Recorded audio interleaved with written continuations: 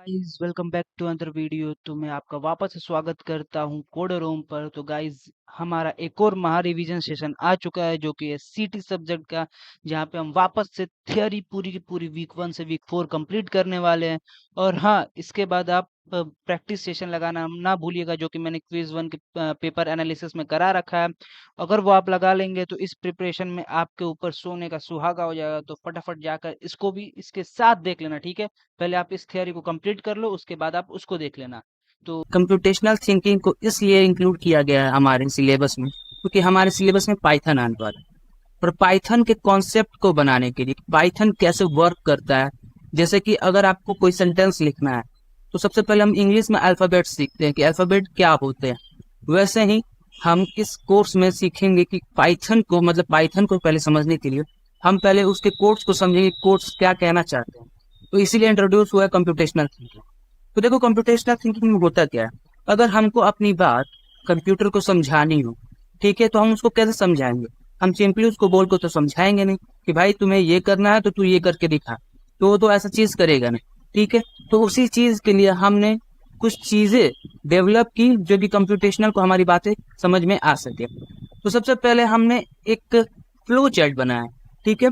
Flow chart क्या होता है, तो देखो आप उसको ऐसे समझ सकते हो, ये है आपका पूरा का पूरा एक फ्लो चार्ट, जो कि इसे हम कहते हैं फ्लो चार्ट। देखो इसमें होता क्या है, इसमें आपको एक ओवल दिख रहा होगा, आपको एक रेक्टेंगल दिख रहा होगा, आपको रोम्बस दिख रहा होगा और आपको कुछ एरोज दिख रहे होंगे, ठीक है। ये पूरी पूरी एक स्ट्रक्चर है फ्लो चार्ट की, लगभग ऐसा आपको दिखता है। जनरली ऐसा दिखता है, ऐसा होता नहीं है सारा फ्लो चार्ट, ठीक है। ये किसका जनरल बेस है। तो देखो इसका यूज क्या होता है। फ्लो चार्ट से हम अपनी जो भी चीजें हैं, ये एक एल्गोरिदम है जो कि जिसकी मदद से हम कंप्यूटर को समझा सकते हैं, ठीक है। तो इसमें बात करते हैं कि भाई ये ओवल क्या है, ये रेक्टेंगल क्या है, ठीक है। तो देखो ओवल जो तुम्हारा होता है ना, ये वाला जो ओवल है तुम्हारा, देख सकते हो, इसको रुको कलर चेंज कर रहा हूँ। हाँ तो देखो ये वाला जो तुम्हारा ओवल है ना, ये वाला, ठीक है, ये क्या करता है, ये तुम्हारा स्टार्टिंग और एंडिंग पॉइंट को दिखाता है, ठीक है। अगर तुम किसी भी चीज के फ्लो चार्ट बना रहे हो, तो अगर तुम जहां से स्टार्ट कर रहे हो उसको एक ओवल में कर दोगे, ठीक है, वो ओवल में कर दोगे और उसके अंदर स्टार्ट लिख दोगे। जैसे कि मैं तुमको एक फ्लो चार्ट दिखाता हूँ, देखो इस फ्लो चार्ट में देखो ध्यान से, यहाँ पर ये लगभग ओवल होगा, ठीक है। ये ओवल होगा क्योंकि यहाँ पे सही से लिखा नहीं है, इसको तुम देख सकते हो, ये ओवल होगा और यहाँ पे स्टार्ट करके लिखा था। तो ये तुम्हारे टर्मिनल कहलाता है, ठीक है। टर्मिनल मतलब ही होता है तुम्हारा स्टार्टिंग या एंडिंग पॉइंट। तो ये हो गया तुम्हारा स्टार्टिंग या एंडिंग पॉइंट, टर्मिनल, ठीक है। यहाँ पे देख सकते हो वो चीज लिखा भी, the Oval symbol indicates the start point and stop point at the heart in the program logic flow, ठीक है। तो ये तुम्हारा स्टार्टिंग और एंडिंग पॉइंट दिखाता है फ्लो चार्ट की। अब बात करते हैं इस रेक्टेंगल की। तो देखो तुम अपनी चीजों को जो भी जिस चीज से गुजारोगे यानी कि जिस चीज से प्रोसेस करोगे, उस प्रोसेस करने वाली सारी चीजें तुम्हारी इसके अंदर स्टोर होंगी, ठीक है। जैसे कि अगर मैं तुमसे कह देता हूँ कि तुम्हारे पास एक ग्रुप है जिसमें दो जेंडर, ठीक है, एक मेल और फीमेल, तो उसके अंदर जो भी प्रोसेस करोगे, जैसे कि उसमें से बॉयज को छांटना या फिर गर्ल्स को छांटना, तो जो भी प्रोसेस होगा वो तुम्हारे इसके अंदर होगा, ठीक है। जैसे कि इस कोड में देख सकते हो तुम, इस कोड के अंदर कहाँ गया, हाँ देखो इस कोड के अंदर, जैसे कि तुम्हारे पास एक पूरा का पूरा फाइल था। फाइल मतलब होता है कि गुच्छा, कार्ड का गुच्छा। तो अगर कार्ड का गुच्छा था, उसमें से एक कार्ड निकाल लिया तो ये तुम्हारा प्रोसेस है कि तुमने उसमें से एक चीज को पिक कर लिया। तो ये प्रोसेस तुम्हारा किस में आ गया है, देख रहे हो कि ये पूरी की पूरी एक रेक्टेंगल बॉक्स में आ गया। तो यही तुम्हारा क्या होता है, प्रोसेसिंग करना होता है। इस रेक्टेंगल बॉक्स में तुम्हारा क्या होगा, जितनी भी प्रोसेसिंग करने वाली चीजें होंगी ये तुम्हारे रेक्टेंगल बॉक्स के अंदर आ जाएगी, ठीक है। अब देखो ये एरो का काम क्या है, अभी तक तुमको ये समझ में आ गया ये एरो का काम क्या है। तुम जब इस स्टेप से दूसरे स्टेप पर गए, यही चीज तुमको एरो दिखाता है, ठीक है। यानी कि तुम्हारा एक स्टेप से दूसरे स्टेप पर जाना तुम्हारा एरो का काम होता है, ठीक है। तो ये हो गया एरो का पर्पज। अब बात करते हैं इस रोम्बस की। देखो एक बार फिर रिपीट कर देता हूं मैं, ये हो गया तुम्हारा टर्मिनल पॉइंट, ठीक है। ये हो गया तुम्हारा प्रोसेसिंग पॉइंट। ये क्या है, ये है मेन तुम्हारा चीज जो कि होता है डिसीजन, कि तुम्हें उसमें क्या रखना है क्या नहीं रखना है, ठीक है। जैसे कि अगर मैं कह दूं कि तुम्हारा जो दो जेंडर था मेल या फीमेल, मैं कह दूं कि तुमको मेल का जितना भी मेल है उसमें से उसको तुमको अलग करना है, पर उसको एक अलग जगह रखना है। तो वो जो भी डिसीजन करवाओगे तुम इस रोम्बस बॉक्स के अंतर्गत होगा, ठीक है। तो देख सकते हो जैसे कि यहाँ पर क्या था, यहाँ पर मोर कार्ड इन पाइल वन अगर है, यहाँ पे डिसीजन है तुम्हारे पास दो, तुम्हारे पास दो ही ऑप्शन हो सकते हैं, या तो यस या तो नो, उसके अलावा कुछ नहीं होगा। अगर और कार्ड है तुम्हारे पाइल में तो आगे बढ़ जाएगा, जो कि होता है यस। देख रहे हो ये जो यस वाला एरो है जो कि प्रोसेस करा रहा है वो नीचे है, और इधर देख सकते हो नो वाला प्रोसेस इधर जा रहा है। अगर तुम्हारे पास यस मतलब तुम्हारा दूसरा कार्ड है पाइल 1 के अंदर, तो ये वाला प्रोसेस हो जाएगा, और अगर नहीं है तो ये हो जाएगा। तो यानी कि ये जो तुम्हारा रोम्बस बॉक्स होता है ये क्या करता है, तुमको एक डिसीजन देता है। तो इसको याद रखना, ये क्या करता है, डिसीजन होता है, इसका बहुत यूज होता है। ठीक है, तुमको यहाँ पे छाटने में मदद मिलती है कि तुम्हारा पाइप किस डायरेक्शन में मूव होने वाला है। ठीक है, तो ये तुम्हारा बहुत इंपॉर्टेंट होता है। और सिमिलरली आगे बढ़ते जाओगे वैसे तुम इसका यूज करते जाओगे। ठीक है, तो ये जनरल था, जरूरी नहीं कि तुम्हारा एक जो भी फ्लोचार्ट होगा उसमें तुम्हारा जो डिसीजन बॉक्स होगा वो 1 होगा, तुम्हारा प्रोसेसिंग बॉक्स होगा 1 होगा, नहीं, अधिक भी हो सकता है। जैसे कि तुमने यहाँ पे नॉर्मल देखा, यहाँ पे डिसीजन बॉक्स भी 2 थे, तुम्हारे प्रोसेसिंग बॉक्स भी 2 थे, एरो तो बहुत ज्यादा है। ठीक है, तो ये होगी तुम्हारी नॉर्मल फ्लोचार्ट की बात। अब देखो इसका यूज क्या क्या है, इसका एडवांटेज क्या क्या है। तो पहला एडवांटेज है कि भाई तुम इसको कंप्यूटर को समझाने में बहुत हेल्प मिलती है। ठीक है, तो भाई तुम तो नॉर्मल बात तो अपने कंप्यूटर को समझा नहीं पाओगे, तो ये तुम्हें बहुत हेल्प करता है। तो ये हो गई उसकी मेन एडवांटेज की बात। अब बात करते हैं डिसएडवांटेज क्या, कि भाई इसका तो कुछ डिसएडवांटेज तो मुझे दिख नहीं रहा। इसका एक डिसएडवांटेज ये है कि अगर तुम्हें कुछ कॉम्प्लेक्स चीजें करनी हो, ठीक है, अगर मैं तुम्हें बहुत सारे डेटा दे दूं, उसके साथ कॉम्प्लेक्सिटी हो तुम्हारी बढ़ा दूं, तो भाई ये तुम्हारा चीज पूरा का पूरा फ्लॉप हो जाएगा। ठीक है, ये जो तुम्हारा चीज होगा ये पूरा का पूरा फ्लॉप हो जाएगा फ्लो चार्ट, क्योंकि भाई उसमें बहुत सारी चीजें बनने लगेंगी। अब बहुत सारी चीजें देखकर तुम्हें भाई घबराहट होने लगेगी। तो ये कॉम्प्लेक्सिटी को बढ़ा देता है, क्योंकि बहुत सारे बॉक्स बनेंगे, देखने में बहुत ज्यादा विजुअलाइजेशन को पूरा ये खराब कर देगा। ठीक है, तो ये इसका एक बहुत बड़ा डिसएडवांटेज होता है। ठीक है, क्योंकि कॉम्प्लेक्स प्रोग्राम के लिए नहीं होता है। ये हो गया तुम्हारा डिसएडवांटेज। और तो यहाँ पे देख सकते हो मैंने इसका एग्जांपल लिया था कि कैसे इस चीज को कैसे एनालिसिस करते हैं। ठीक है, जैसे कि अगर इसको रीड करना मैं तुम्हें सिखाऊं तो देखो इसको कैसे रीड करते हैं। पहले इसे मैं इरेज कर लूं। देखो इसमें क्या क्या है।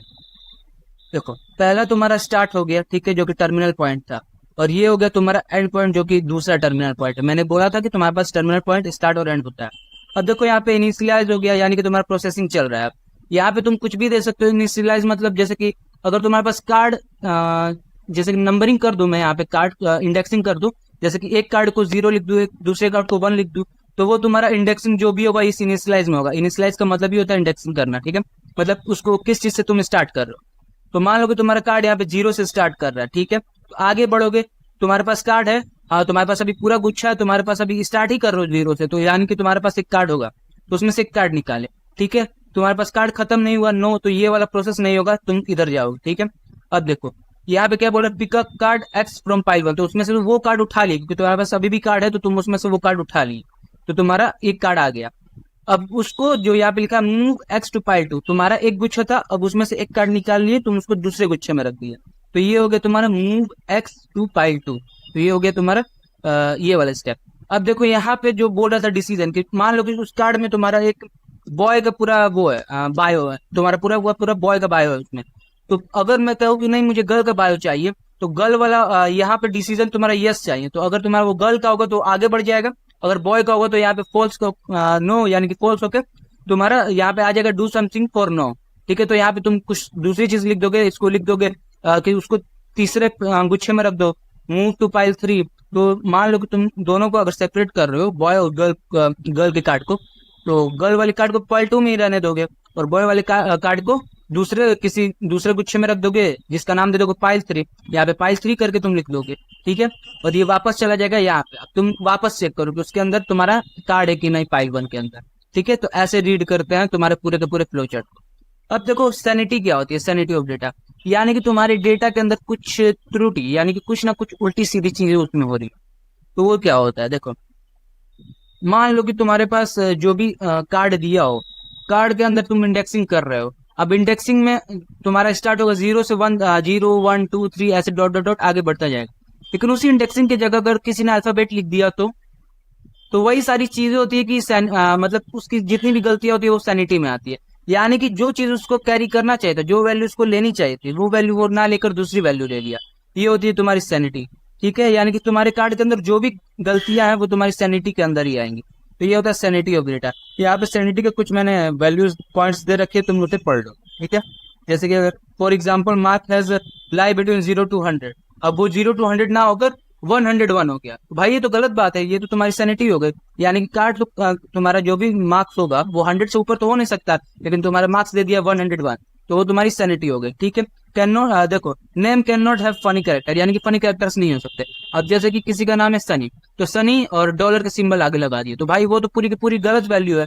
तो वही चीज तुम्हारी सैनिटी के अंदर काउंट होती है, ठीक है। तो सैनिटी ऑफ डेटा भी तुम्हारा यहाँ पे पूरा कवर हो गया। ऑल्दो इसे एक बार वापस रीड कर लोगे, अगर कोई पॉइंट छूटता है तो तुम एक बार कंसिडर कर सकते हो उसको। अब बात करते हैं डेटा टाइप, यानी कि डेटा तुम्हारे कितने टाइप्स के होते हैं। तो देखो जनरली डेटा टाइप्स 3 टाइप्स के होते हैं। पहला होता है कैरेक्टर, कैरेक्टर के अंदर तुम्हारे अल्फाबेट्स आते हैं, न्यूमेरिकल आते हैं और स्पेशल सिंबल्स आते हैं, जैसे डॉलर, रुपीज, @ हैशटैग, ये सब तुम्हारे स्पेशल सिंबल्स होते हैं। और दूसरा होता है तुम्हारा इंटीजर, इंटीजर के अंदर नंबर्स आते हैं, ठीक है। माइनस इन्फिनिटी से लेके इन्फिनिटी जितने तुम्हारे इंटीजर्स होते हैं वो सब आते हैं। उसके अंदर तुम्हारा क्या कहते हैं, जो भी तुम्हारा इंटीजर होता है उसमें मैथमेटिकल ऑपरेशन परफॉर्म कर सकते हैं, ठीक है। जैसे कि plus, minus, multiply, divide, percentage. देखो यहाँ पे जो परसेंटेज है तुम्हारा वो क्या होता है, परसेंटेज रिमाइंडर को बताता है, ठीक है। जैसे कि अगर मैं तुमसे कह दूं कि 5 को 2 से डिवाइड दो, तुम्हारा रिमाइंडर क्या आएगा, 1 आएगा। तो वही तुम्हारा ये परसेंटेज बताता है। परसेंटेज को हम मॉड्यूलो कहते हैं, ठीक है। जैसे कोडिंग के लैंग्वेज में परसेंटेज को हम मॉड्यूलो कहते हैं। और बाकी ये दो तुम्हारे जो कि ग्रेटर देन और लेसर देन होते हैं, ये तो भाई बूलियन वैल्यू को सपोर्ट करते हैं, ठीक है। ये दोनों बूलियन वैल्यू को सपोर्ट करते हैं। बूलियन क्या होता है, बूलियन तुम्हारा तीसरा डेटा टाइप होता है। बूलियन में तुम्हारे दो होते हैं जो कि होते हैं ट्रू और फॉल्स, ठीक है। ट्रू फॉल्स क्या होते हैं, अगर मान लो कि यही ग्रेटर देन और लेसर देन का सिंबल में यूज करो, मान लो कि मैं तुमसे कह देता हूँ 2 और इधर क्या देता हूँ 5, ठीक है। लेकिन मैं यहाँ पे 2 को बड़ा क्या देता हूँ, तो देखो ये तो पूरी की पूरी गलत बात है, यानी कि ये तो हो ही नहीं सकता क्योंकि 5 तुम्हारा बड़ा होता है। तो ये पूरी की पूरी स्टेटमेंट तुम्हारी गलती है, गलती है। इस वजह से इसका जो अगर तुम इसको प्रिंट कराओगे तो तुम्हारी वैल्यू जो होगी वो फॉल्स लिख कर आएगी, यानी कि ये स्टेटमेंट तुम्हारी गलती है। यही होता है बूलियन वैल्यू, ठीक है। बूलियन वैल्यू में तुम्हारे दो होते हैं, ट्रू एंड फॉल्स। एक और होता है नन, नन को प्रिंट कराना होता है। तो नन अभी इसमें नहीं है, तो मैं नन को बाद में बताऊंगा, ठीक है। देखो और इसमें देखो ट्रू और फॉल्स को तुम ऑपरेट करने के लिए क्या क्या यूज कर सकते हो, एंड और का यूज कर सकते हो, ठीक है। जैसे कि यहाँ पे मैं कह दूं कि तुम्हें एक स्टेटमेंट है, ठीक है, और यहाँ पे मैं लिख दूं एंड। यहाँ पे एंड हो गया और एक दूसरा स्टेटमेंट हो गया। अब एंड का काम क्या होगा, अगर तुम्हारे दोनों ट्रू होंगे, यानी कि ये स्टेटमेंट भी ट्रू होगा और ये स्टेटमेंट भी ट्रू होगा, तब जाके तुम्हारे पूरी स्टेटमेंट ट्रू होगी। अगर उसमें से कोई एक भी फॉल्स हो जाता है तो तुम्हारे वहां पे पूरी की पूरी जो स्टेटमेंट है वो फॉल्स हो जाएगी। और बात करते हैं और की, तो और में अगर तुम्हारा कोई एक भी स्टेटमेंट ट्रू हो गया तो वो पूरी की पूरी वैल्यू ट्रू होती है, ठीक है। तो ये हो गई तुम्हारी पूरी की पूरी बूलियन वैल्यू की पूरी एनालिसिस। अब बात करते हैं सब टाइप्स क्या होती है, ठीक है। जैसे कि सब टाइप में इंटीजर हो गया, इंटीजर में तुम क्या क्या वैल्यूज मतलब किस किस वैल्यूज को स्टोर करा सकते हो, तो डेट्स को स्टोर करा सकते हो, मार्क्स को स्टोर करा सकते हो, क्वांटिटी को, रैंक्स को, काउंट को। ये तुम्हारी सारी वैल्यूज किस में स्टोर हो जाएंगी, इंटीजर में स्टोर हो जाएंगी, ठीक है। अब बात करते हैं कैरेक्टर में क्या क्या स्टोर करा सकते हो। कैरेक्टर देखो, कैरेक्टर में जितने भी अल्फाबेट्स या अल्फाबेट और न्यूमेरिकल वैल्यूज होती है तुम इन्हें स्टोर करा सकते हो। जैसे कि जेंडर हो गया, जेंडर में दो ही होगा, एफ या एम, यानी कि फीमेल या फिर मेल। तो वो चीजें तुम किसमें स्टोर करा सकते हो, कैरेक्टर में, ठीक है। अब बात हो गया स्ट्रिंग की, तो स्ट्रिंग देखो, स्ट्रिंग क्या होता है, जो भी तुम नेम यूज करते हो, सिटी वर्ड्स यूज करते हो, कैटेगरीज यूज करते हो, जो कि तुम्हारे इन्वर्टेड कॉमा में, डबल इन्वर्टेड कॉमा में यूज होते हैं, ठीक है, वो तुम्हारे क्या होते हैं, तुम्हारे स्ट्रिंग होते हैं। ये होगी स्ट्रिंग की बात। अब देखो एक मेन टॉपिक है जो कि होता है रिकॉर्ड एंड लिस्ट। ये बहुत इंपॉर्टेंट टॉपिक्स है क्योंकि ये आखिरी में कवर कराया गया था और बहुत से स्टूडेंट को नहीं समझ में आता है। तो देखो रिकॉर्ड एंड लिस्ट में क्या डिफरेंस है। तो लिस्ट को ऐसा समझो कि तुम्हारे बहुत सारे रिकॉर्ड है, उनको जब एक सीक्वेंस में लिखते हो तो वो तुम्हारे क्या बन जाते हैं, लिस्ट बन जाते हैं, ठीक है। ये एक बहुत बड़ा डिफरेंस है इन दोनों के बीच में। अगर मैं बात करूं रिकॉर्ड को, तो रिकॉर्ड को एक नॉर्मल टपल की तरह लिखा जाता है, यानी कि ऐसा मान लो कि तुम्हारे पास पैरेंथेसिस है, उसके अंदर तुमने वैल्यू बस स्टोर करते गया, स्टोर करते गया, स्टोर करते गया, वो तुम्हारा रिकॉर्ड होता है, ठीक है। लेकिन अगर उसी को तुमने एक सीक्वेंस में अरेंज कर दिया, यानी कि सीक्वेंस में तुम उस चीज को लिखते गया, यानी कि अगर तुम किसी का क्लास यहाँ पे लेते हो, मान लो कि ये क्लास है, किस क्लास में 1, ठीक है, यहाँ पे मैं लिख देता हूँ 1। अगर उसका जैसे कि डीओबी है, तो डीओबी क्या है, मान लो कि 25 है, ठीक है। ऐसे तुम सबको सीक्वेंस में जब स्टोर करते जाओगे तो वो तुम्हारा हो जाता है लिस्ट। यही रिकॉर्ड और लिस्ट में डिफरेंस है। ऑल्दो यहाँ पे तुम पढ़ सकते हो data type with multiple field, इसमें भी मल्टीपल फील्ड होते हैं, लेकिन जैसे कि यहाँ पे देख सकते हो एग्जाम्पल में mark card, word in paragraph, shopping bills, तो ये तुम्हारे नॉर्मल रिकॉर्ड के तरह यूज होगा। लेकिन तुम्हारी लिस्ट में क्या है, उस सीक्वेंस ऑफ डेटा एलिमेंट्स को उसको एक सीक्वेंस में लिख दो। जैसे for example sequence of record जो कि मैंने बोला, उसको पूरी एक सीक्वेंस में लिख दो तो तुम्हारा लिस्ट बन जाता है। अब जैसे कि मैं क्या कह रहा था कि मार्क कार्ड, जैसे कि अगर तुम्हारे हर स्टूडेंट को तुमने इंडेक्सिंग किया हुआ है, जैसे कि तुम्हारा स्टूडेंट 1 का मान लो कि 99 नंबर आ गया, ठीक है, स्टूडेंट 2 के कुछ और आ गए, तो ये तुम्हारी पूरी की पूरी एक लिस्ट बन जाती है। तो ये हो गई पूरी लिस्ट की बात। क्या क्या कवर हुए हैं उसकी एक छोटी सी समरी मैं आपको दे देता हूँ कि देखो, हम वीक 2 में आपको एक नई कॉन्सेप्ट को देखने को मिला होगा जिसका नाम है सूडो कोड।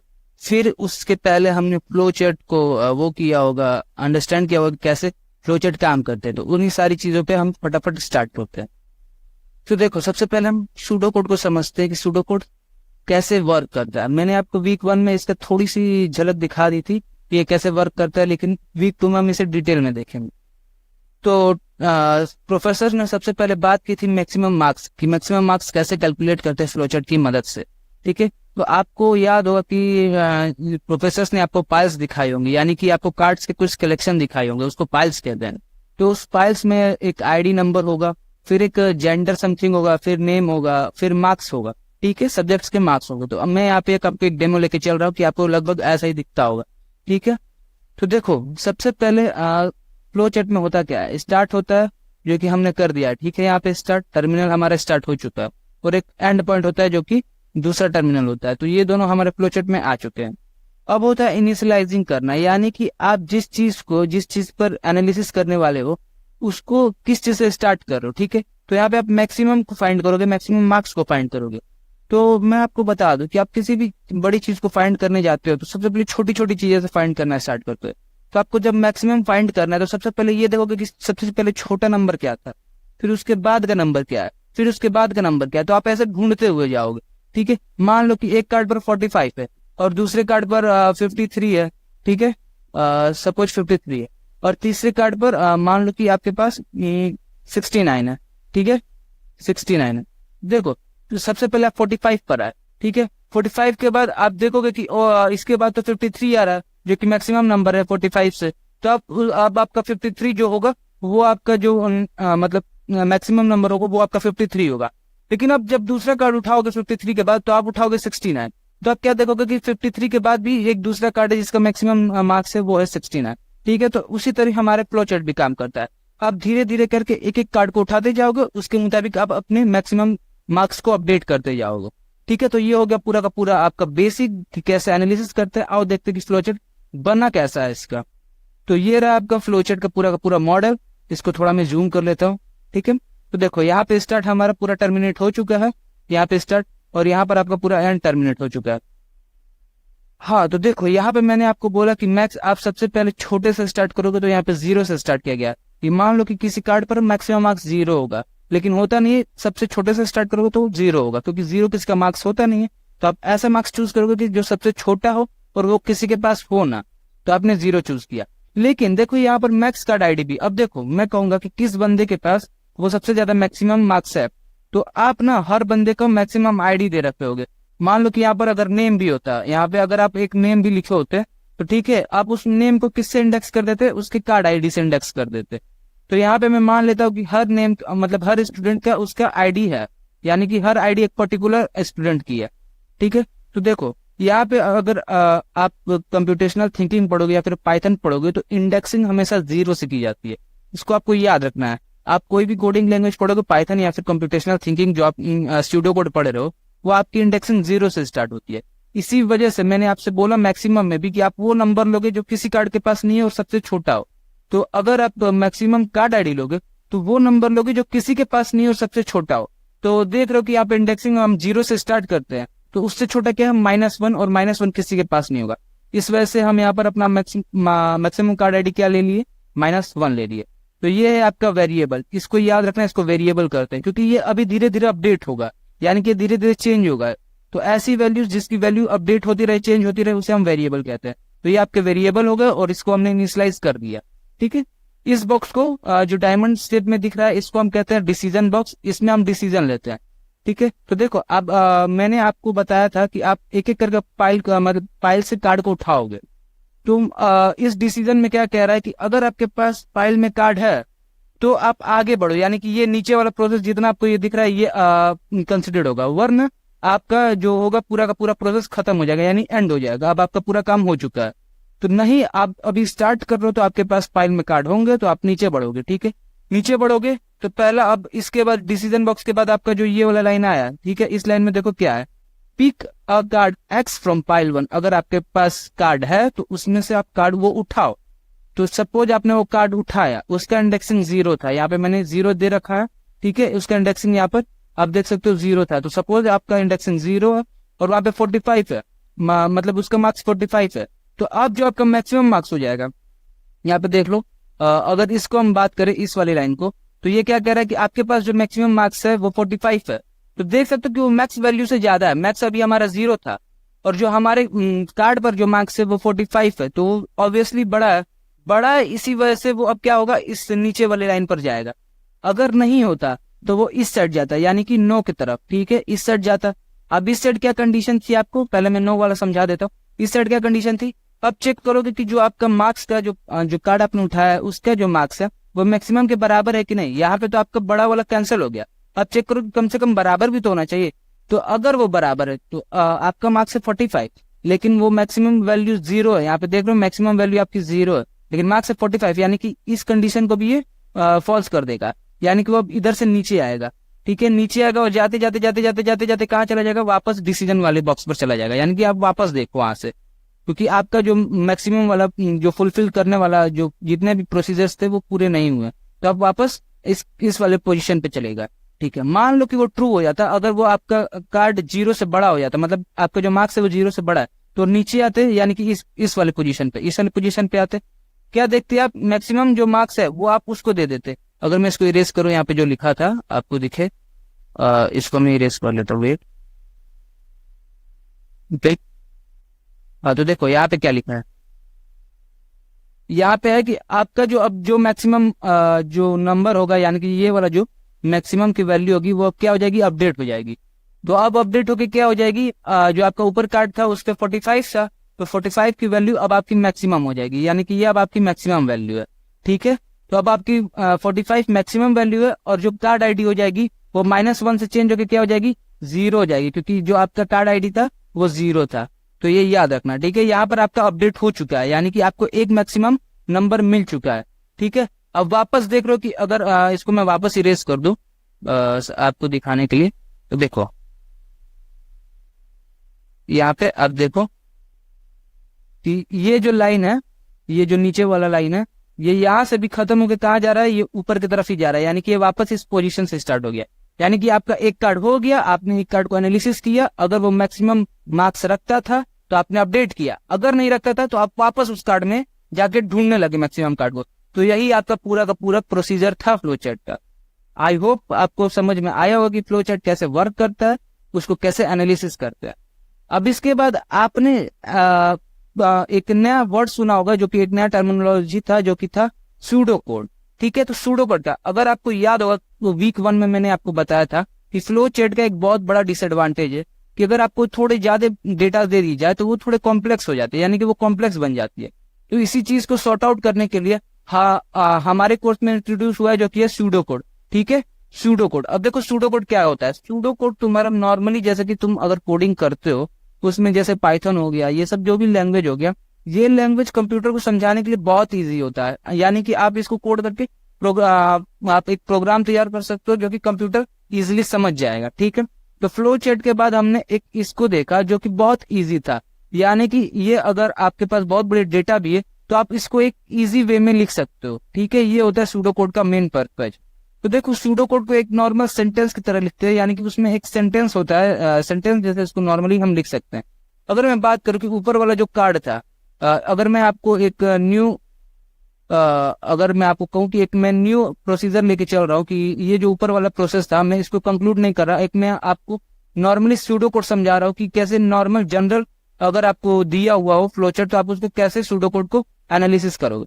तो देखो ये आपका सूडो कोड में जैसे कि अगर आपको याद होगा तो अभी मैंने जो फ्लो चार्ट बताया उसमें एक टर्मिनल था जो कि स्टार्ट होता था स्टार्ट पॉइंट से, तो इसमें भी एक स्टार्ट पॉइंट होगा और कहाँ खत्म होगा, दूसरे टर्मिनल जो कि एंड होगा, ठीक है। तो आपको स्टार्ट और एंड मिल गया, जैसे कि नॉर्मल आपके फ्लो चार्ट्स में होते रहते हैं। एक आपका स्टार्ट यहाँ पे और एंड आपके यहाँ पे, ठीक है। तो सूडो कोड में आपका स्टार्ट और एंड पॉइंट हो गया। अब देखो जो मैं आपसे बोल रहा था कि आपका जो इनिशियलाइज होगा, यहाँ पे देख सकते हो कि आपका मैक्सिमम मार्क्स 0 से इनिशियलाइज था और कार्ड आईडी -1 से था। तो यहाँ पे काउंट आपका 0 से इनिशियलाइज होगा, यानी कि आप कोई भी चीज को काउंट करोगे तो ऐसा थोड़ी होगा कि उसमें 0 भी आएगा, नहीं होगा, ठीक है। तो मैंने आपसे बोला कि आप उसको काउंट 0 से इनिशियलाइज करोगे, ठीक है। उसके बाद आपका जो काउंट होगा वो चला जाएगा डिसीजन बॉक्स पर, यानी कि डिसीजन बॉक्स क्या कराना चाहता है उससे। तो ये वापस चेक करेगा कि फाइल में कार्ड है या फिर नहीं। अगर नहीं होगा तो वो एंड को एग्जीक्यूट कर देगा, वरना वो आगे बढ़ता रहेगा, यानी कि वो नीचे अब आगे बढ़ेगा। तो देखो नीचे वापस पिक करेगा, उसमें से अगर कार्ड होगा तो उसके पास वो कार्ड पिक करेगा, उसको एक दूसरे फाइल में रख दिया, ठीक है। एक दूसरे उसको एनालिसिस करके एक दूसरे फाइल में रख दिया और इंक्रीमेंट कर दिया। इंक्रीमेंट मतलब बढ़ाना, आपके काउंट को बढ़ा दिया, यानी कि आपका काउंट यहाँ पे 0 था तो अब चेंज होकर क्या हो जाएगा, अब आपका चेंज होकर 1 हो जाएगा। यानी कि वो जो 0 था वो क्या हो गया, वो 0 कट के अब आपका जो नया काउंट की वैल्यू होगी वो 1 हो गई, ठीक है। ये होता है इंक्रीमेंट काउंट का मतलब। तो इसका मतलब क्या हुआ, जब आपने काउंट को इंक्रीमेंट किया यानी कि आप हर कार्ड को काउंट कर रहे हो। आपने एक कार्ड को उठाया, उसको एनालिसिस किया, फिर दूसरे फाइल में रख दिया, यानी कि एक कार्ड को उठा के काउंट 1 कर दिया कि आपने एक कार्ड को काउंट कर लिया। ये था आपका टोटल फ्लो चार्ट। अब फ्लो चार्ट से देखो कि सूडो कोड कैसे बना। तो देखो यहाँ पे हमने स्टार्ट कर दिया, काउंट यहाँ पे 0 कर दिया, इनिशियलाइज हो चुका है हमारा। ये है मेन सूडो कोड का जो कि होता है वाइल फंक्शन की। वाइल कैसे काम करता है, देखो यहाँ पे जो भी आप डिसीजन दे रहे होगे, जैसे कि यहाँ पे था मोर कार्ड इन फाइल 1, वही तुम्हारा डिसीजन काम यहाँ पे सूडो कोड में वाइल करता है, ठीक है। देख सकते हो यहाँ पे वाइल के अंदर तुम्हारा पूछ रहा है, परमिशन ले रहा है कि क्या आपके पास फाइल 1 में कार्ड है या फिर नहीं। अगर कार्ड नहीं होगा तो वो क्या एग्जीक्यूट कर देगा, वो सीधे चला जाएगा एंड के तरफ, ठीक है। अगर कार्ड होता तो आगे देख रहे हो यहाँ पे ब्रैकेट बना है, वो आगे का अंदर का जो प्रोसेस होगा उसको कंटिन्यू करेगा, क्योंकि वाइल के अंदर देख लो, वाइल यहाँ पे तुम्हारा कंडीशन दे दिया, अगर है तो ये ब्रैकेट के अंदर का जितना भी तुम्हारा जो भी प्रोसेस होगा वो उसको कंसिडर करेगा। तो यहाँ पे हमारे पास कार्ड है फाइल 1 में, तो हम आगे बढ़ते हैं। Pick card from file 1। तो तुमने एक कार्ड उठाया जो कि एक्स, यहाँ पे तुम्हारा एक्स था, लेकिन जो तुम्हारा उसमें इंडेक्सिंग होगा वो तुम्हारा कार्ड 1 होगा, ठीक है। तो उसमें से तुमने कार्ड उठाया। अब उस कार्ड को तुमने, जैसे मैंने बोला था कि एकदम सेंटेंस बाय सेंटेंस देख रहे हो, तो यहाँ पे क्या बोल रहा है कि मूव एक्स टू फाइल 2। तुमने उसको एनालिसिस करके फाइल 2 में रख दिया। अब रखने के बाद जैसे कि तुमने यहाँ पे रखा था, इस लाइन में रखा था मूव एक्स टू फाइल 2, उसके बाद क्या था कि तुमने इंक्रीमेंट कर दिया काउंट को। तो सेम उसी स्टेप में चलोगे आगे और यहाँ पे इंक्रीमेंट कर दोगे काउंट 1 को। इसके बाद काउंट 1 इंक्रीमेंट होने के बाद ये प्रोसेस वापस कहाँ चला गया था, तुम्हारा चला गया था डिसीजन बॉक्स पर। यानी कि जब तक तुम्हारा फाइल खत्म नहीं होगा तब तक ये तुम्हारा फाइल चलता ही रहेगा। तो ये था पूरा का पूरा सूडो कोड का एनालिसिस, ठीक है। आई होप तुमको सूडो कोड समझ में आया होगा और सूडो कोड को एनालिसिस करते हैं, ठीक है। तो यहाँ पे एक और सूडो कोड है जिसमें हमें क्या फाइंड करना है कि जितने भी बॉयज के मैथ मार्क्स हैं उसको ऐड करना है, यानी कि सम करना है, ठीक है। तो सम हमने यहाँ पे देखो, एक और चीज यहाँ पे देख सकते हो, तो तुमने स्टार्ट और एंड को परफॉर्म किया, लेकिन तुम जनरली कर सकते हो या फिर नहीं भी कर सकते हो, ये तुम्हारे ऊपर है। तो यहाँ इस सूडो कोड में तुम देख सकते हो कि हमने स्टार्ट को परफॉर्म नहीं किया। अगर तुम्हारा मन है तो तुम इसे कर सकते हो। तो देखो सम, यहाँ पे हमने इनिशियलाइज कर दिया सम को 0 से, क्योंकि ऊपर हमने जो भी चीजें कर रहे थे। तो देखो यहाँ पे हमने काउंट को इनिशियलाइज किया था, यहाँ पे हमें सम का काम है, तो हम यहाँ पे सम को इनिशियलाइज करेंगे सम इक्वल टू 0 से। तो वेट, हाँ देखो सम इक्वल टू 0 से हमने इनिशियलाइज कर दिया। अब हम वाइल को परफॉर्म करेंगे। तो वाइल के अंदर हम देखेंगे कि हमारे पास कार्ड है या फिर नहीं। तो देखो अगर तुम स्टार्ट करोगे तो तुम्हारे पास कार्ड होगा ही फाइल में। फाइल को अब स्टार्ट करने के बाद फाइल को तुम एनालिसिस करोगे कि उसके अंदर कार्ड है कि नहीं। अगर उसमें कार्ड होगा तो तुम उस कार्ड को उठाओगे, उठाने के बाद उस कार्ड को फाइल 2 में रखोगे पूरी एनालिसिस करने के बाद, और चेक करोगे कि तुम्हारा जो कार्ड था उस कार्ड पर जो जेंडर था वो मस्कुलिन था कि फेमिनिन था। जैसे कि मैं तुमको यहाँ पे कार्ड में दिखा दूं, ये जो कार्ड था हमारे पास, इस कार्ड में तुमको जेंडर भी गिवन था। अगर तुमको याद होगा तो तुमको लेक्चर में ये दिया भी हुआ था, जो भी तुम्हारे के पास कार्ड थे जो भी प्रोफेसर ने यूज किए थे, तो उसमें एक जेंडर का भी कैटेगरी था, ठीक है। तो उसी जेंडर को यहाँ पे प्रीफर किया गया है कि आपके पास अगर मेल का है, देखो यहाँ पे इफ कंडीशन यूज है। अगर इफ का कंडीशन यूज होता है तो देखो उसमें क्या करते हैं, इस मतलब कि अगर ये स्टेटमेंट ट्रू है, यानी कि ये जो स्टेटमेंट अगर आपका ट्रू है तभी तुम आगे बढ़ोगे, वरना तुम आगे नहीं बढ़ोगे, तुम कहाँ चले जाओगे। ये जो बॉक्स खत्म हो रहा है, इसका जो बॉक्स इनिशियलाइज हुआ है और इसका जो बॉक्स खत्म हुआ है, उसके बाद का प्रोसेस तुम स्टार्ट कर दोगे अगर तुम्हारा इफ ब्लॉक फॉल्स हो गया। लेकिन यहाँ पर अगर तुम्हारे पास ट्रू होगा, अगर तुम्हारा जो जेंडर है वो मस्कुलिन होगा, तो तुम क्या करोगे, तुम डायरेक्ट चले जाओगे इस लाइन पर, और इस लाइन में क्या करना है, इस सम को इंक्रीमेंट करना है। अगर तुम्हारा जो मैथ मार्क्स है वो किसका है, मस्कुलिन का है तो ठीक है। जैसे कि अगर तुम्हारे पास दो कार्ड है, एक फेमिनिन का है यानी कि फीमेल का, और दूसरा तुम्हारे पास मैथ का है, ठीक है। अगर तुम्हारे पास फीमेल कार्ड आया, ठीक है, तो ये वाला जो स्टेटमेंट है, वेट में अगर इसको इरेज कर दो, इसको थोड़ा इरेज कर देता हूँ, थोड़ा ये मिलेगा, ठीक है। तो देखो, हाँ, तो अगर आपके पास फीमेल का कार्ड आया तो ये वाला जो लाइन है ये पूरा लाइन कैंसिल हो जाएगा, यानी कि ये आपका इफ का पूरा कंडीशन अप्लाई नहीं होगा तुम्हारे सूडो कोड पर। तो तुम्हारा इस पोजीशन से अब सीधे क्या चला जाएगा, यहाँ पर चला जाएगा, ठीक है। तुम्हारा सूडो कोड इस पॉइंट से तुम्हारा इस पॉइंट पर आ जाएगा, यानी कि ये तुम्हारा एंड हो गया यहाँ पे अब सूडो कोड। अब तुम नेक्स्ट देखोगे, यानी कि अब वापस व्हाइल लूप काम करेगा, और इसमें तुम चेक करोगे कि तुम्हारे पास फाइल के अंदर कार्ड है कि नहीं। अगर दूसरा कार्ड मेल आएगा तो तुम्हारा ये लाइन पूरा सक्सेसफुली वर्क करेगा, और सक्सेसफुली वर्क करेगा तो तुम्हारा क्या होगा, सम को इंक्रीमेंट कर देगा, उसके मैथ मार्क्स को जोड़ देगा। यानी कि मान लो कि अगर मेल के कार्ड में तुम्हारा मार्क्स आया 50, ठीक है, सपोज कर लो तुम्हारा मैथ मार्क्स आया 50, तो यहाँ पे सम पहले तो सम तुम्हारा 0 से इनिशियलाइज था, तो ये तो 0 वैल्यू हो जाएगी, ये तुम्हारी 50 वैल्यू हो जाएगी। तुम्हारा जो न्यू सम की वैल्यू आएगी वो क्या हो जाएगी, 50 हो जाएगी। इसको ऐड करोगे तो तुम्हारा वैल्यू 50 हो जाएगा सम का, यानी कि अब तुम्हारा सम का वैल्यू क्या हो जाएगा, 50 हो जाएगा। जैसे कि तुम्हारा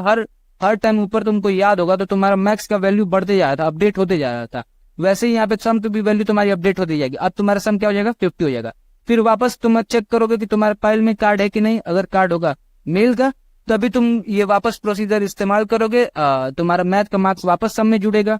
तो ऐसे ही तुम्हारे पूरी की पूरी सूडो कोड काम करती है, ठीक है। इसमें एक और पॉइंट होता है कि कहीं कहीं तुमने ये सिंबल देखने को मिलेगा, कहीं कहीं तुम्हें ये सिंबल देखने को मिलेगा।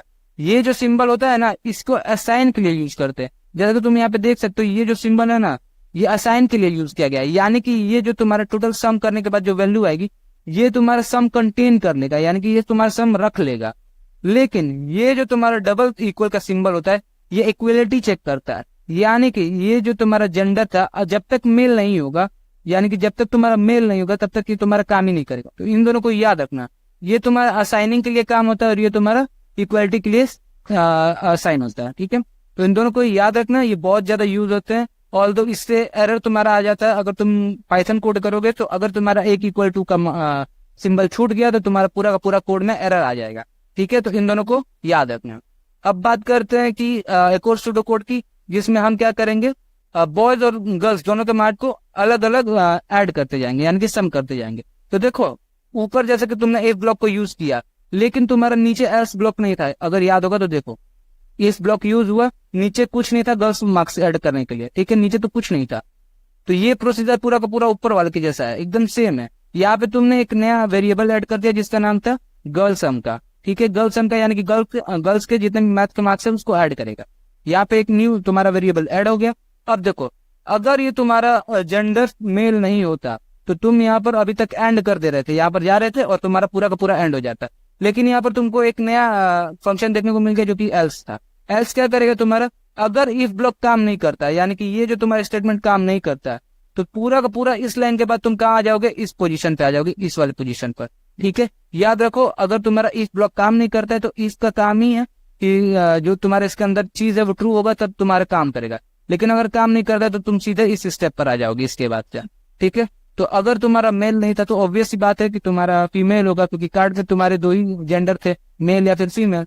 तो अगर मेल काम नहीं किया तो तुम्हारा फीमेल पे आ जाएगा। और अगर तुम्हारा फीमेल पर जो भी कार्ड है उस पर जो भी मार्क्स होगा मैथ का, वो तुम्हारा ऐड होते रहेगा और अपडेट करते रहेगा तुम्हारे गर्ल सम को। यानी कि तुम्हारा गर्ल सम का भी वैल्यू धीरे धीरे बढ़ता रहेगा, 0 से कुछ और होगा, फिर कुछ और होगा, जब तक उसका टोटल तुम्हारे फाइल 1 को एनालिसिस नहीं कर दिया जाएगा। यानी कि जब तक तुम्हारा पूरा पूरा वाइल लूप खत्म नहीं हो जाएगा, यानी कि तुम्हारा पूरा फाइल 1 खत्म नहीं हो जाता, तब तक ये पूरा प्रोसीजर चलता रहेगा।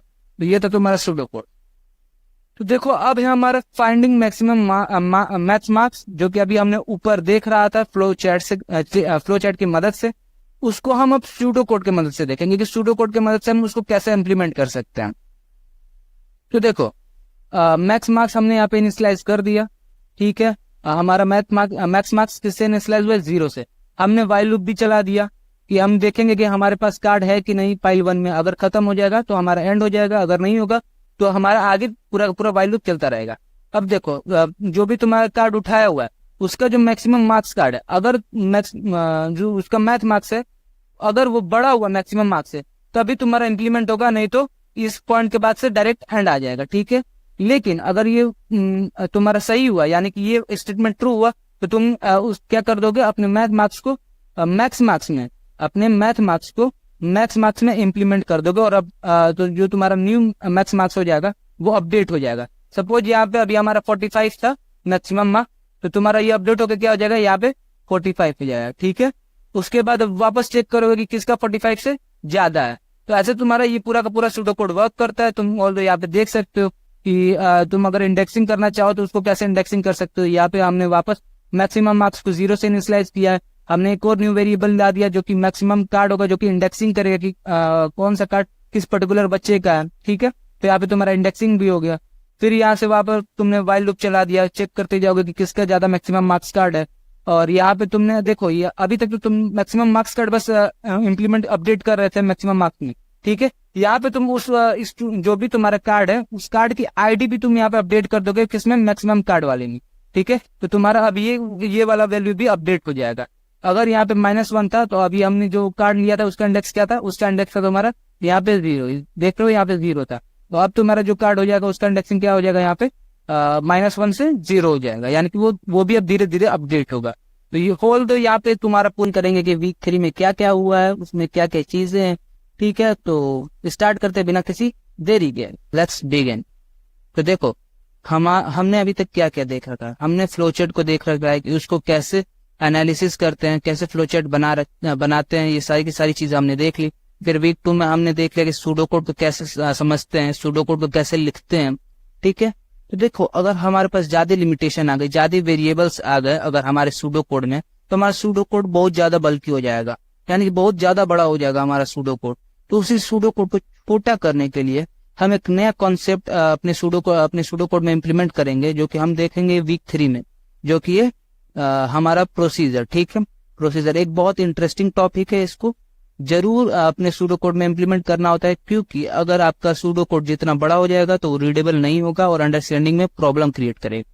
ठीक है, तो प्रोसीजर क्या कहता है, देखो अगर हमारा सूडो कोड है जिसमें बार बार कोई एक ऐसा कोड है जो कि रन होने वाला है, जैसे कि अगर तुमको अगर मान लो कि जेंडर को, अगर तुमको वेरिएबल है जिसमें जेंडर को तुमको छांटना है।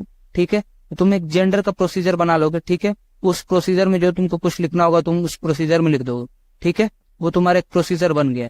अब अगर तुम कभी भी कोड लिखोगे, तुमको जहां जहां जेंडर को छांटने की कोशिश करना होगा अगर, तो तुम बस वहां पे प्रोसीजर को कॉल कर दोगे। ठीक है, जैसे तुम एक नया कोड यहाँ पे लिख रहे हो, ये तुम्हारा एक कोड है, एक यहाँ पे दूसरा कोड है, सपोज कर लो बॉक्स से मैं उस कोड को दिखा रहा हूँ। ठीक है, एक कोड तुम्हारा ये है, एक कोड तुम्हारा ये है।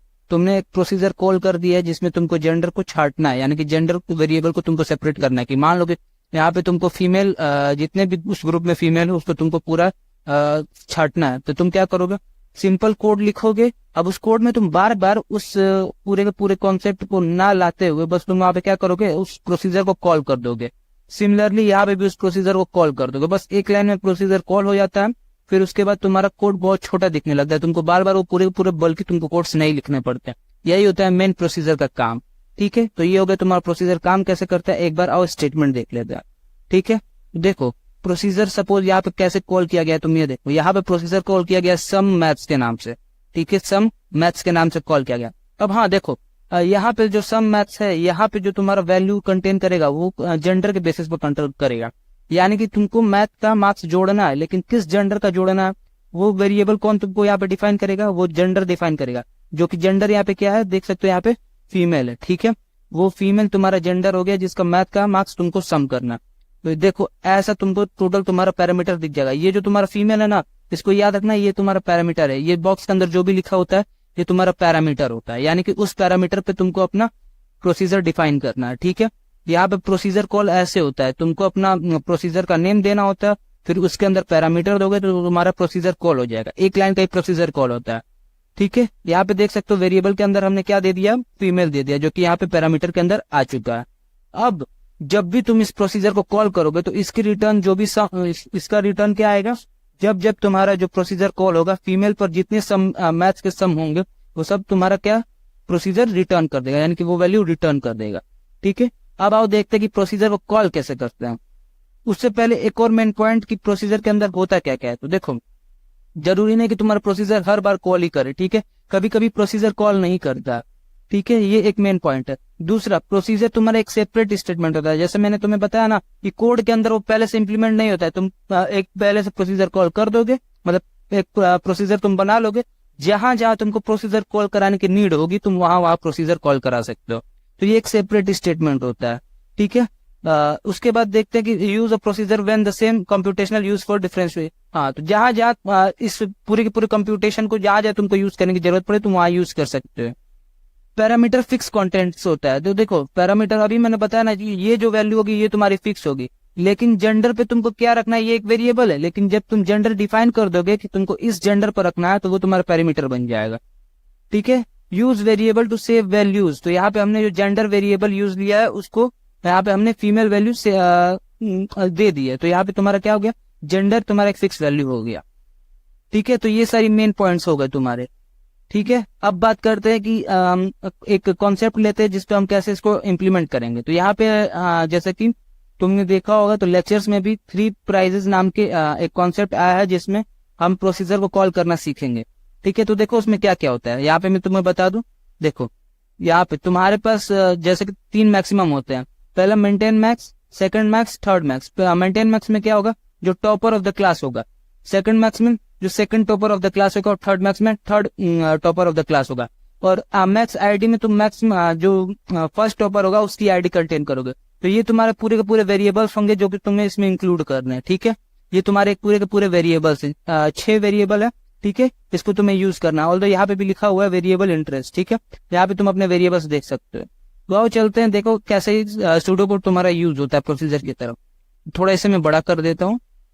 हाँ, देखो यहाँ पे फर्स्ट ऑफ ऑल हमने मैक्स को 0 से स्टार्ट कर दिया है, इन तीनों को स्टार्ट कर दिया, क्योंकि देखो तुम्हारा जो भी मैक्सिमम मार्क्स होगा वो सबसे छोटा से छोटा स्टार्ट करोगे तो 0 होगा, 0 से नीचे नहीं जाएगा। ये सारी की सारी चीजें मैंने तुम्हें सूडोकोड में बता दी है कि तुम कैसे यहाँ पे वेरिएबल को किस चीज से इनिशियलाइज करना है, तुम्हें कैसे मालूम चलेगा। तो जाके तुम सूडोकोड एक्सप्लेनेशन वाली वीडियो देख सकते हो जो कि डे 2 का, उसका मैं तुम्हें कमेंट में भी पिन कर दूंगा या फिर डिस्क्रिप्शन में पिन कर दूंगा, तुम वहां से जाके देख सकते हो। सिमिलरली इन तीनों वेरिएबल को भी -1 हमने इनिशियलाइज कर दिया क्योंकि ये हमारी आईडीज थी। अब देखो यहाँ पे तुम्हारे मेन प्रोसीजर कॉल होते हैं। ये जो 3 लाइन देख रहे हो तुम्हें, ये यहाँ तक जो 3 लाइन देख रहे हो ये तुम्हारा प्रोसीजर कॉल है। अब देखो इसका बड़ा यूज क्या है। तुम्हारा ये जो प्रोसीजर कॉल है ना, अगर तुम इस लाइन को देखोगे यहाँ से, ये यहाँ से लाइन यहाँ तक जो पूरे लाइन देख रहे हो ना, पूरा का पूरा एक प्रोसीजर है। देखो कैसे तुमने यहाँ पे डिफाइन कर दिया, जैसे कि वाइल लूप चला दिया तुमने, उसमें इफ कंडीशन डाल दिया कि सब्जेक्ट टॉपर, जैसे कि तुम्हें कौन सा टॉपर चाहिए, सेकंड टॉपर, थर्ड टॉपर या फोर्थ, ऐसे मतलब किस सब्जेक्ट का कौन सा टॉपर चाहिए। ठीक है, यहाँ पे तुम्हारे सब्जेक्ट आ जाएंगे। ठीक है, यहाँ पे तीनों में से कोई सब्जेक्ट आ जाएंगे। अब यहाँ से तुम टॉपर फाइंड करोगे कि मैक्सिमम वैल्यू से किसका मतलब मार्क्स ज्यादा है, उस मुताबिक तुम यहाँ पे इम्प्लीमेंट करते जा रहे हो। ठीक है, देख रहे हो सबसे पहले तुम इम्प्लीमेंट क्या करोगे, यहाँ पे तुमने 0 0 0 तीनों को दे रखा है। तुम्हारा अगर मैक्सिमम से बड़ा आया यानी कि तुम्हारा मैक्स वैल्यू अब अपडेट हो जाएगा। ठीक है, मैक्सिमम वैल्यू अपडेट हो गया। ठीक है, यहाँ पे देख सकते हो जो तुम्हारा मैक्सिमम वैल्यू वो अपडेट हो चुका है। फिर अगर मैक्सिमम वैल्यू वो हो गया तो तुम्हारा सेकंड वैल्यू जो होगा वो थर्ड कंटेन कर लेगा। ठीक है, ऐसे ही तुम्हारे अपडेट होते जाएंगे।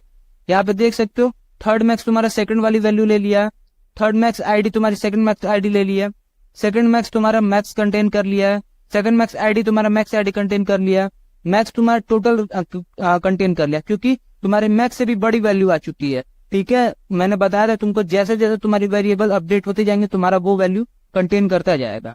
तो यहाँ पे मैक्स से भी बड़ी वैल्यू थी तो वो वैल्यू तुम्हारा मैक्स टोटल आ गया, मतलब अब तुम्हारा मैक्स क्या बन गया, मैक्स टोटल बन गया। जो तुम्हारा जो अभी नया नया जिस कार्ड को उठाए थे उस पर जो तुम्हारी वैल्यू थी वो तुम्हारी वैल्यू बन गई, और उस कार्ड का आईडी तुम्हारा मैक्स आईडी बन गया।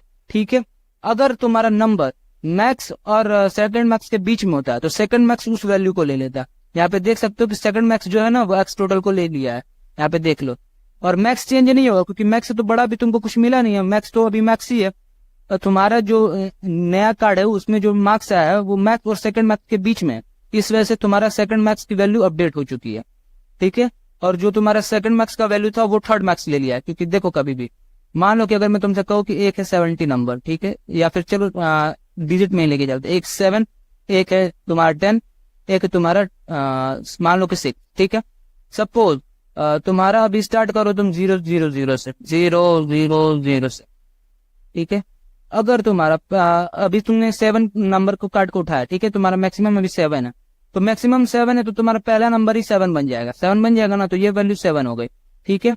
अब देखो यहाँ पे 10, तो अब 10 है, वापस तुम इसको वापस एनालिसिस करोगे तो अभी भी तुम्हारा मैक्स से बड़ा है 10, तो वापस अब ये कट के क्या हो जाएगा, अब ये कट के, वेट थोड़ा इसको इधर कर लो, अब ये कट के क्या हो जाएगा, ये हो जाएगा 10, ठीक है। यानी कि मैक्स की वैल्यू तुम्हारी 2 बार अपडेट हो चुकी है। इसको मैं कट कर देता हूँ, ठीक है।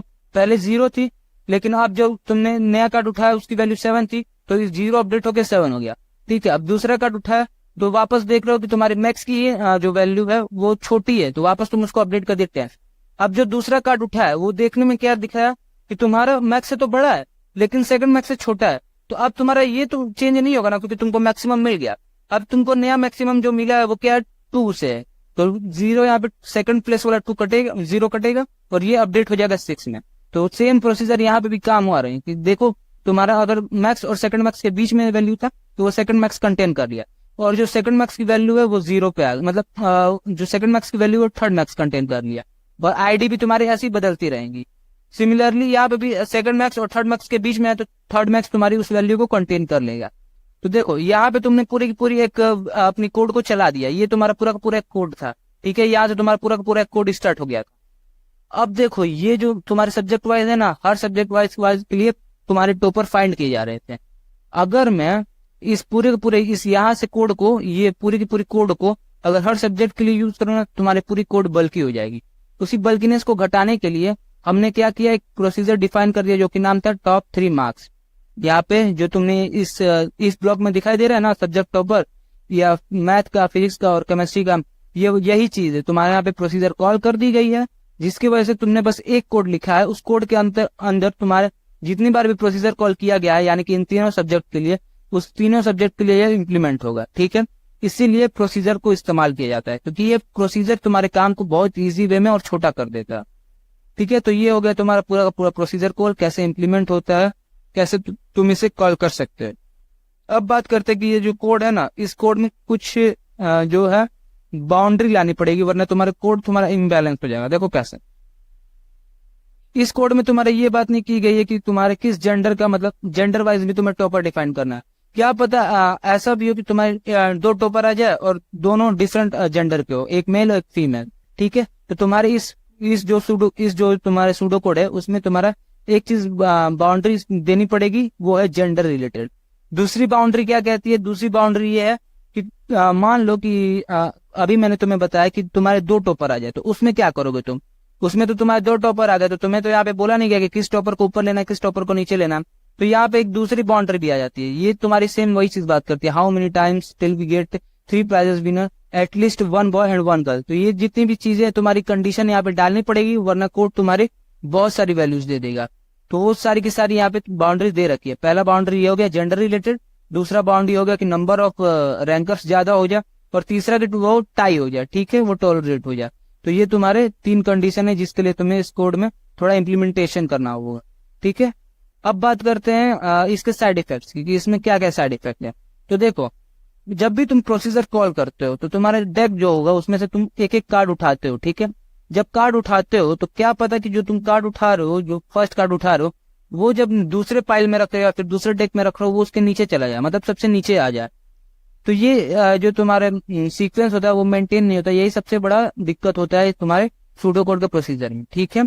तो ये तुम्हारा एक साइड इफेक्ट होता है। साइड इफेक्ट क्योंकि जब भी तुम प्रोसीजर कॉल करते हो कुछ ना कुछ तुम्हारे डेक में मॉडिफिकेशन हो जाती है, यही होता है उसका साइड इफेक्ट। यहाँ पे तुम देख भी सकते हो, side effect procedure modifies some data during computation, यानी कि तुम जब भी प्रोसीजर कॉल करते हो तो कुछ ना कुछ उसमें मॉडिफिकेशन हो जाती है, या तो तुम्हारा सीक्वेंस में चेंज आ जाएगा, या तो कार्ड नंबरिंग में गलती हो जाएगी, ठीक है। तो कुछ ना कुछ उसमें मॉडिफिकेशन हो जाती है, तो ये रहा साइड इफेक्ट,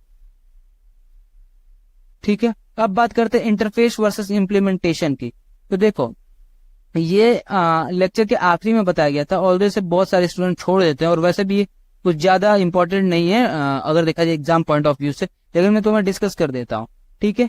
तो देखो इसमें क्या होता है, फंक्शनैलिटी क्या होती है। फंक्शनैलिटी में जब भी तुम किसी पैरामीटर को पास करोगे तो उसमें जो रिटर्न आएगा, ठीक है, कि क्या एक्सपेक्टेड रिटर्न है, वो तुम्हारे फंक्शनैलिटी में आती है, ठीक है, कि तुमने क्या पास किया और तुम्हारा क्या रिटर्न आएगा, तो ये फंक्शनैलिटी होती है, ठीक है। अगर मैं डेटा इंटीग्रिटी की बात करूँ तो जो भी मैंने बताया कि साइड इफेक्ट की प्रोसीजर में क्या क्या साइड इफेक्ट्स आ सकते हैं, क्या क्या प्रेडिक्टेबल है, कि क्या उसके नेचर होने वाले हैं, ये तुम्हारे डेटा इंटीग्रिटी में आते हैं। ऑल्दो इतनी इंपॉर्टेंट नहीं है ये पूरी की पूरी ये वाली स्लाइड, लेकिन मैं तुम्हें बता दिया क्योंकि ये आखिरी लेक्चर में बताया गया था, जो कि बहुत लोग छोड़ देते हैं, लेकिन इसकी भी नॉलेज होनी जरूरी है, ठीक है। तो एक बार मैं वापस से रिकैप दे देता हूँ कि क्या क्या चीजें होती हैं, ठीक है।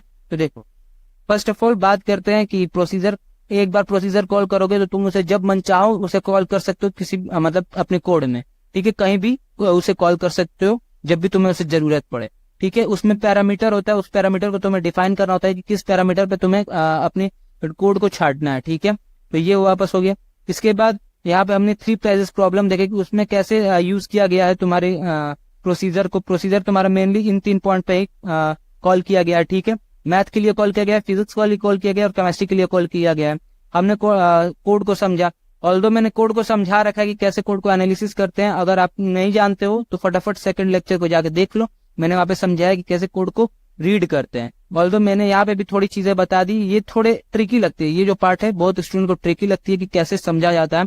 एक बार मैं वापस इसे रिपीट कर देता हूँ। देखो क्या है, देखो जब जब तुम्हारा मैक्सिमम फाइंड होगा तो मैक्सिमम तो तुम्हारा चेंज हो जाएगा, क्योंकि जब तुम एक कार्ड को उठाते हो तो तुम्हारी मैक्सिमम वैल्यू जो आएगी वो टॉपर को हटा देगी। मान लो कि तुमने टॉपर न्यू स्टूडेंट को देखा जो कि टॉपर है, उसके पूरे के पूरे मार्क्स आए, और पहले जो टॉपर था उसके मान लो कि 500 में 450 आए, तो उस टॉपर को हटा देगा, ठीक है, हटा दिया। लेकिन वो जो टॉपर पीछे था पहले वाला, वो तो अब सेकंड टॉपर रहेगा ना, क्योंकि उसके बाद उससे ऊपर तो कोई है नहीं। जो 500 वाला वो पहला टॉपर बन गया, वो वाला टॉपर 450 वाला सेकंड टॉपर बन जाएगा, और जो पहले सेकंड टॉपर था वो थर्ड टॉपर बन जाएगा, ठीक है।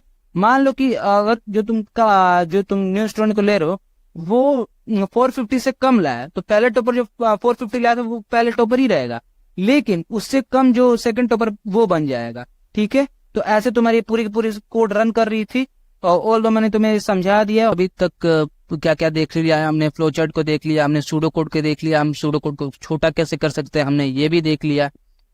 हम अब देख रहे हैं कुछ डीएसए के टॉपिक को, यानी कि डेटा साइंस एल्गोरिदम में यूज होने वाले। ऑल्दो इसका काम अभी तो हमें नहीं पढ़ने वाला है, लेकिन इसका यूज हमें डीएसए में ज्यादा देखने को मिलेगा, ठीक है।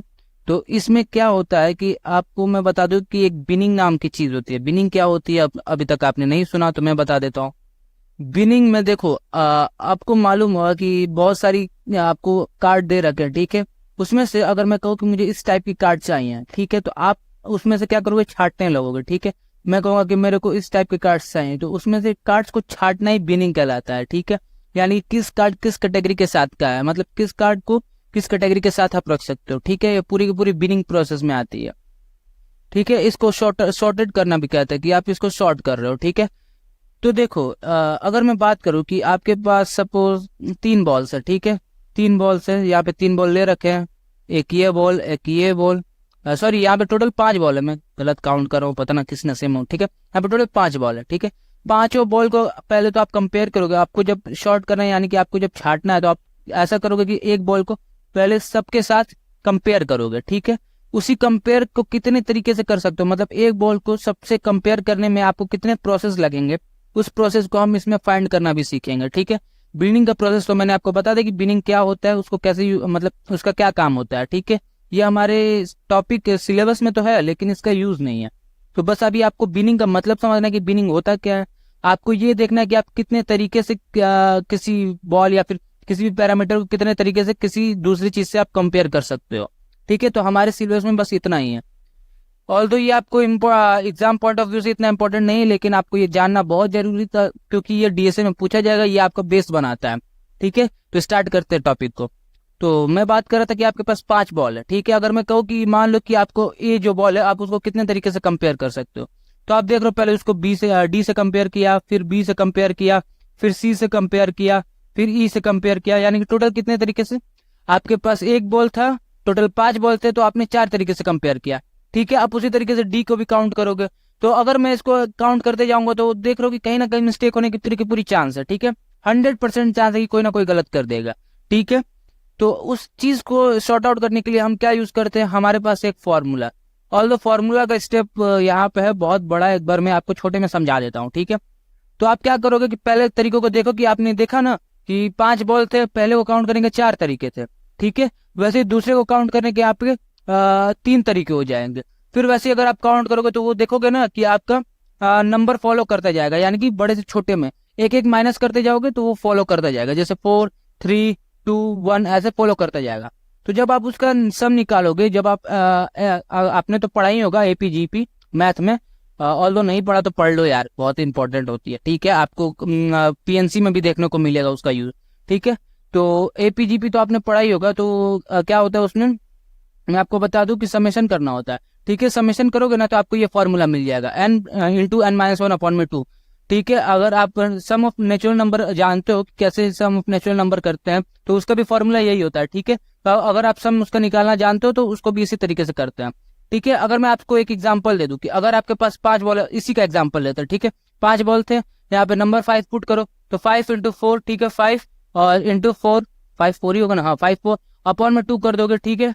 तो क्या निकल के आ जाएगा तुम्हारा, वैल्यू 10 निकल के आ जाएगा, ठीक है। ऐसे ही सॉल्व करते हैं इसको। तो तुम्हारे टोटल कितने कॉम्बिनेशन बन जाएंगे, टोटल तुम कंपेयर 10 कंपेयर कर लोगे, ठीक है। हर अगर तुम बॉडी को उठाओगे तो टोटल तुम्हारे 10 कंपेरिजन हो जाएंगे, ठीक है। ये आपको डीएसए में बहुत यूज आते हैं क्योंकि आपको उसमें एनालिसिस करना होता है आपको ऐसा, ठीक है। तो ये हो गया तुम कैसे कंपेयर करोगे। ऑल्दो ये फॉर्मूला एक बार देख लेना, याद कर सको तो याद कर भी लेना, ठीक है।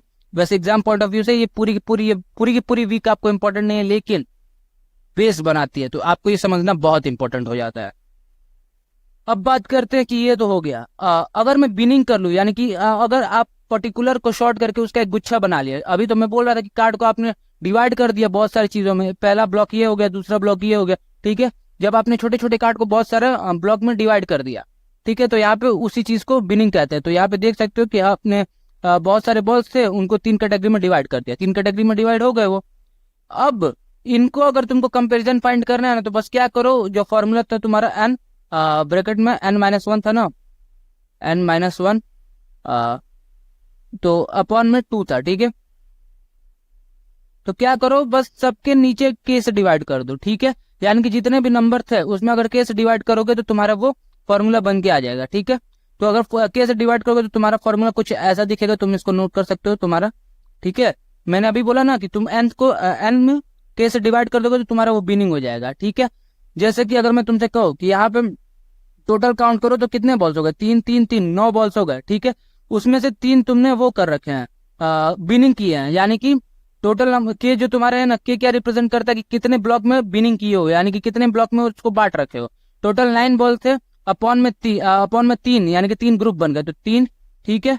सिमिलरली यहाँ पे भी करोगे तो यहाँ पे 2 हो जाएगा, यानी कि n/k-1 तो वो 2 हो जाएगा। फिर डिवाइडेड बाई 2 कर दोगे तो क्या हो जाएगा, ये तुम्हारा 3 आ जाएगा। तो अगर तुम इसको एक बार चेक करना चाहते हो तो यहाँ पे कर लो। पहला तो तुम्हारा इन दोनों के बीच में बनेगा, फिर एक इसके बीच में बनेगा, फिर एक इन दोनों के बीच में बनेगा। ऑल दो देख सकते हो कि और कोई भी तरीका नहीं है कि जहाँ पे तुम इसको कंपेयर कर सको। तो ये तुम्हारे बिनिंग के लिए कंपेरिजन करने का तरीका होगा, ठीक है। अब इसमें एक होता है कि रिडक्शन फैक्टर क्या होता है। तो देखो, अगर पहले तुम्हारा जो था इंडिपेंडेंट था, यानी कि ऐसे खुले खुले थे, फिर बाद में तुमने बिनिंग कर दिया, ठीक है। तो क्या करो कि पहले इंडिपेंडेंट के टोटल कंपेरिजन निकाल लो, ठीक है।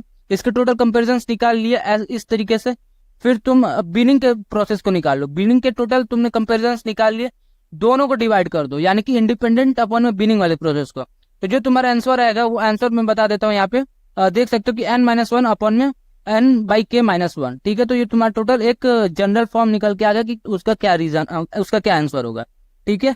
तो ये तुम्हारा पूरा का पूरा हो चुका है बिनिंग का प्रोसेस। वीक 4 में तुमको इतना ही देखने को मिला होगा। उस पर बहुत सारे जो तुम्हारे इंस्ट्रक्टर है, तुम उसको क्वेश्चन कराए गए हैं, तो वहाँ पे जाके एक बार क्वेश्चंस को देख सकते हो, क्वेश्चन लगा सकते हो कि कैसे क्वेश्चन उसमें लग रहा है। ऑल्दो मैंने तुम्हें फॉर्मूला भी बता दिया, उस पर डिस्कशन भी कर लिया कि कैसे उसको इम्प्लीमेंट करते हैं। अगर तुमको ये चीज समझ में आ चुकी है, आई होप तुम्हें समझ में आ ही गई होगी। और अगर कोई डाउट रहता है तो फटाफट कमेंट बॉक्स में जाके पूछ सकते हो, मैं तुम्हें वहाँ पे रिप्लाई दे दूंगा।